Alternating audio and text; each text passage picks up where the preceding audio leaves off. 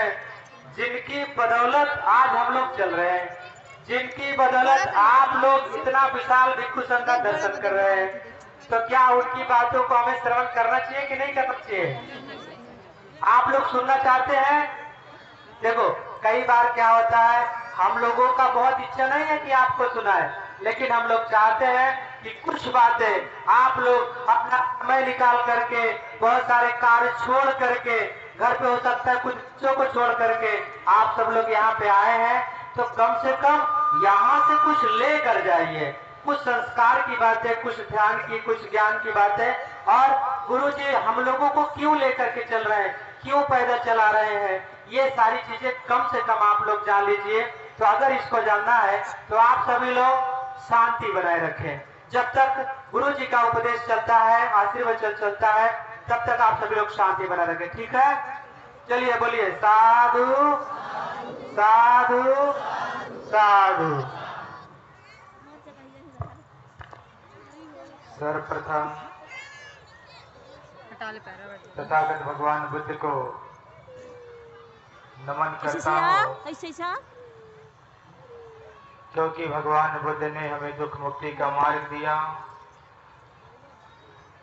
तदोपरांत धर्मराजा सम्राट अशोक के प्रति हार्दिक कृतज्ञता ज्ञापित करता हूँ, क्योंकि महाराजा अशोक ने भगवान बुद्ध के सधर्म को पूरी दुनिया में फैलाया। तदोपरांत परम पूज्य बोधिसत्व बाबा साहब डॉक्टर अम्बेडकर के प्रति हार्दिक कृतज्ञता ज्ञापित करता हूँ, क्योंकि परम पूज्य बाबा साहब डॉक्टर अम्बेडकर ने इस देश को विश्व का सबसे सुंदर संविधान और उतना ही विश्व का सबसे सुंदर बौद्ध धर्म महान दिया। मंच पर उपस्थित पूज्य भिक्षु संघ और इस धम्म सभा में उपस्थित सभी उपासक उपासिकाओं, आप सभी लोगों के प्रति मैं हार्दिक कृतज्ञता ज्ञापित करता हूँ।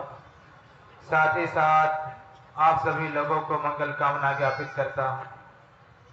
मैं बहुत आभारी हूँ शेखर आजाद जी का। आजाद जी ने आज इस बेहौलता की धरती पर एक इतिहास बनाया है, एक नया कीर्तिमान स्थापित किया है। हम लोग 29 तारीख से सारनाथ से पद यात्रा कर रहे हैं और आज आप तक पहुंचने में 16 दिन लगे हैं। 16 दिन पैदल चल करके हम लोग आपके बीच आए हैं। हम लोग जब सारनाथ से चले थे तो वाराणसी जिला, गाजीपुर जिला, आजमगढ़ जिला, मऊ जिला, गोरखपुर जिला, संत कबीर नगर जिला पार करके आपके बीच आए हैं। जब हम लोग गाजीपुर चले थे तो गाजीपुर में धम्म क्रांति, हमारी शांति यात्रा धम्म क्रांति यात्रा में बदल गई थी। गाजीपुर के लोगों को लगता था कि हम लोगों ने बहुत बड़ा कार्यक्रम किया है, ऐसा कोई कार्यक्रम नहीं कर पाएगा। उसके बाद हम लोग आजमगढ़ गए तो गाजीपुर का रिकॉर्ड आजमगढ़ वालों ने तोड़ दिया। आजमगढ़ वाले कहने लगे कि मेरा सबसे अच्छा कार्यक्रम हुआ। और उसके बाद जब हम लोग मऊ में गए तो मऊ में विशाल जन सैलाब आया। मऊ के लोगों ने कहा विश्व का रिकॉर्ड कोई नहीं तोड़ पाएगा। उसके बाद हम लोग संत कबीर नगर गोरखपुर आए। हालांकि गोरखपुर वाले नहीं तोड़ पाए, लेकिन अच्छा ही किया उन लोगों ने। उसके बाद जब हम लोग संत कबीर नगर में आए तो संत कबीर नगर वालों ने भी सुमानी ला दिया, वहाँ भी सारे रिकॉर्ड टूटे। और उसके बाद जब हम लोग आपके सिद्धार्थ नगर में प्रवेश किए और आप लोगों ने जो स्वागत किया, आप लोगों ने जो इतनी संख्या में उपस्थित हो गए, हमारे भंते लोग कहने लगे, हम लोग खाना खा रहे थे, भंते लोग हमको आकर बोल रहे थे, भंते जी ऐसा लग रहा है कि आज बुद्ध की धरती में सारे जिलों का रिकॉर्ड टूट गया है।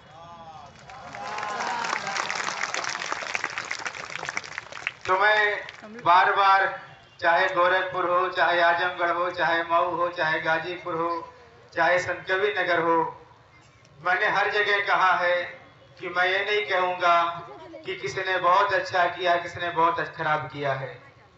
मैं ये भी नहीं कहना चाहूँगा किसी ने किसी का रिकॉर्ड तोड़ा है। मैं ये कहना चाहूँगा कि हर जगह के लोगों ने नया कीर्तिमान स्थापित किया है और आपने भी अपने जिले में नया कीर्तिमान बना लिया है। ये ऐतिहासिक स्वागत है। शेखर जी हमें बता रहे थे कि भंते जी, धर्म के क्षेत्र में अभी तक ऐसी कोई क्रांति नहीं हुई थी, धर्म के क्षेत्र में ऐसा कोई कार्यक्रम नहीं हुआ था। तो शेखर जी को मैं बोलना चाहता हूं, शेखर जी यह क्रांति नहीं है, बल्कि यह आपके द्वारा की गई बड़ी क्रांति है, महाक्रांति है और एक क्रांति याद रखी जाएगी। यह क्रांति मैं अपने जीवन में भूल नहीं सकता हूं और मुझे लगता है कि आप लोग भी अपने जीवन में नहीं भूलने वाले हैं।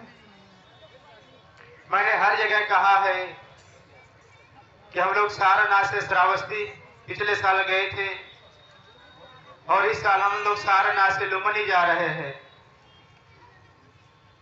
मैंने हर जगह कहा है कि लुम्बिनी जाना मेरा उद्देश्य नहीं है। हम लुम्बिनी पहले कई बार गए हैं और लुम्बिनी हम कई बार जाएंगे। लुम्बिनी के बहाने आप लोगों के बीच में भगवान बुद्ध, महाराजा अशोक और बाबा साहब का संदेश देकर के जाना है।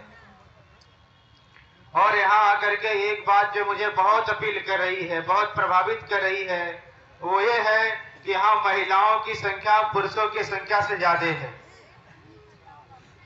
हम लोग अक्सर कार्यक्रमों में जाते हैं तो पुरुषों की संख्या बहुत बड़ी होती है, महिलाओं की संख्या कम होती है। लेकिन इस तथागत की धरती पर, इस सिद्धार्थ नगर में महिलाओं की संख्या देख करके डॉक्टर बाबा साहब अम्बेडकर का संदेश याद आता है। बाबा साहब डॉक्टर अम्बेडकर ने कहा कि किसी समाज के विकास का, उसके समृद्धि का, उसके आगे जाने का प्रमाण तब लगाया जा सकता है जब उस समाज की महिलाएं आगे जाती हो। तो यदि आज बाबा साहब डॉक्टर अम्बेडकर होते तो आपकी संख्या को देख करके बड़ा खुश हो जाते। बंधुओं, आपकी संख्या देख करके, माताओं की संख्या देख करके मुझे एक घटना याद आ रही है। हालांकि मैंने कहा इस घटना को कई जगह सुनाया है, मैं घटना आपको भी सुनाना चाहता हूं। महाराष्ट्र में एक जिला है औरंगाबाद। औरंगाबाद में एक मराठवाड़ा विश्वविद्यालय था। बाबा साहब के न रहने के बाद बाबा साहब के अनुयायी चाहते थे मराठवाड़ा विश्वविद्यालय का नाम बदल करके बाबा साहब के नाम कर दिया जाए।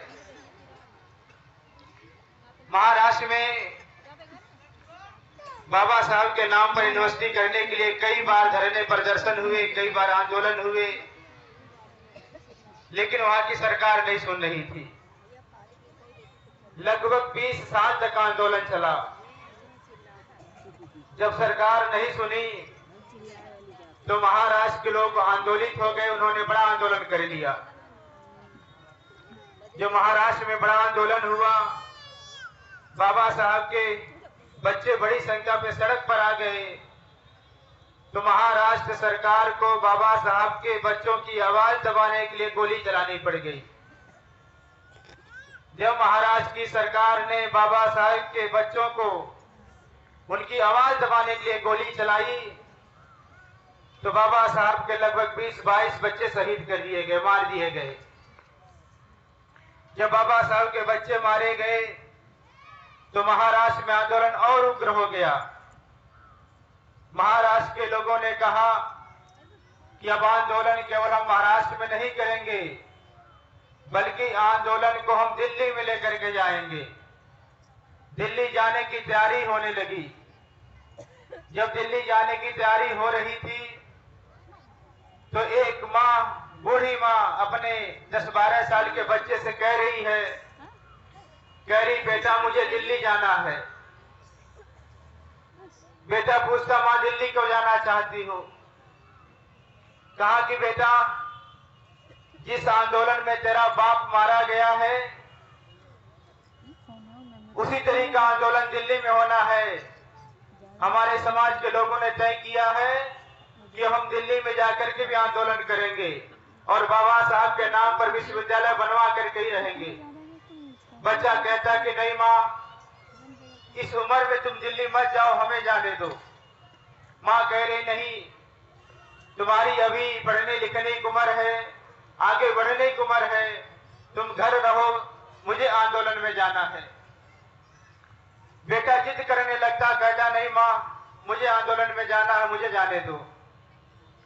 माँ ने देखा कि बेटा जब मान नहीं रहा है, बेटा जिद कर रहा है, तो माँ अपने बेटे को समझाती है, कहती है कि देख बेटा, अगर दिल्ली जाना चाहता है तो दिल्ली जा, लेकिन मेरी एक शर्त माननी पड़ेगी।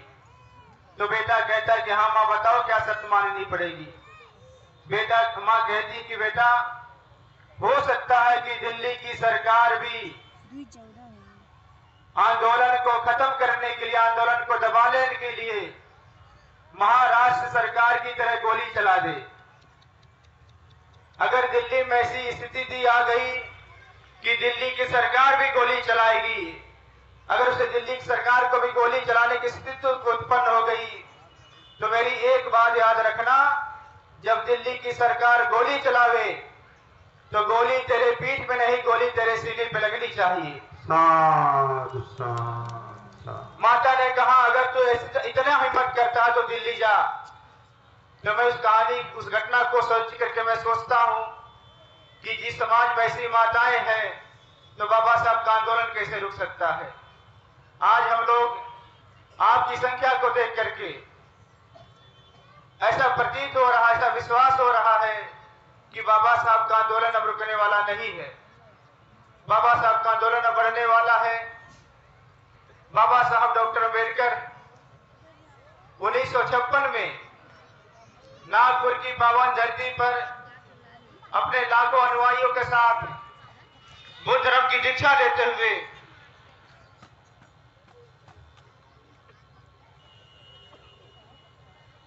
कहा था कि यदि मैं कुछ दिनों तक जीवित रहा तो भारत को बौद्धमय कर दूंगा। बाबा साहब ने कहा था कि मैं बचा हुआ जीवन बुद्ध धर्म के प्रचार प्रसार में लगाऊंगा। बंधुओं, बाबा साहब की दीक्षा के बाद बाबा साहब बहुत दिनों तक जीवित नहीं रहे। यदि बाबा साहब डॉक्टर अम्बेडकर जीवित होते तो आज पूरा का पूरा भारत बौद्धमय होता। बाबा साहब नहीं रहे, एक काम बाबा साहब के अनुयायियों को कर लेना चाहिए था, बौद्धमय भारत बना लेना चाहिए था, लेकिन किन्हीं